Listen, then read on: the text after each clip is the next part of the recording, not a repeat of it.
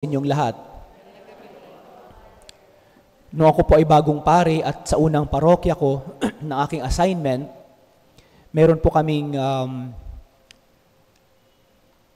member ng pastoral council ng isang barangay na I would say sympathizers ng NPA.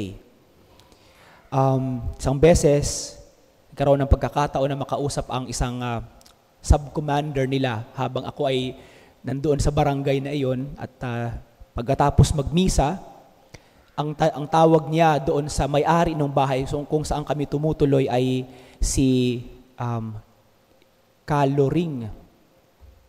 Kaloring. Sabi ko, bakit po may ka ang tawag sa inyo?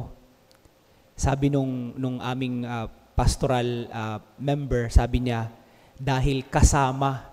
So, kasamang loring, something like that. Bakit po kasama ang tawag sa inyo? Sabi nung sub-commander, kasi po sila ay tumutulong sa aming kilusan. Nung umalis yung sub-commander, sabi ko dun sa aming pastoral member na babae, sabi ko, alam po ninyo, delikado ang buhay niyo. Kapag nalaman kayo ng mga sundalo, maaari po kayong patayin or hulihin. Sabi niya, Father, sa totoo lang po, hindi po naman talaga ako sympathizer, sabi niya. Pero dito sa amin, wala kaming magagawa kundi tumulong dahil sila po kasi ang nakikita namin dito. At kapag humingi sa amin, kapag hindi rin kami nagbigay, kami rin po ang kawawa. So nagbibigay kami, pero hindi ibig sabihin na nakikisimpatya kami sa kanilang kilusan. Sabi ko, paano yan? Ang label na sa inyo ay si Kaloring. Ibig sabihin, miyembro na kayo ng kanilang samahan. Sabi niya, yun lang ang tawag nila sa amin. Yun lang ang tawag nila sa akin. Pero sa loob po ng aking puso, ayoko po ng ganon.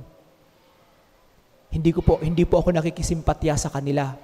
Wala lang akong choice kundi tumulong at magbigay kahit ayaw ko dahil kawawa rin naman ang aking pamilya.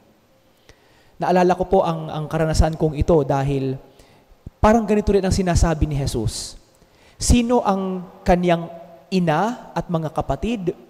Hindi lamang kung sino-sinong tao, hindi lamang yung lahat ng mga tao. Para kay Jesus, yung mga tao na gumagawa sa kalooban ng Diyos ay kaniyang kapatid at kasamahan ng malaking pamilya ng Diyos. Ibig sabihin, kapag ang ating ginagawa sa ating buhay ay ayon sa kalooban ng Diyos, nagiging bahagi tayo ng pamilya ng Diyos. Pero the moment na ginagawa natin ang mga bagay na taliwas sa kalooban ng Diyos, ihinihiwalay natin ang ating sarili sa pamilya ng Diyos. The moment na tayo ay nagkakasala, tayo ay naihiwalay.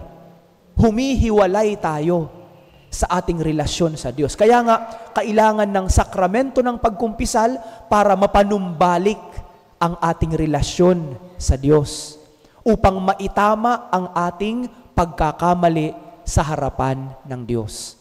At yun siguro ang ipinapaalala sa atin. Yun siguro ang magandang paalala sa atin ngayon.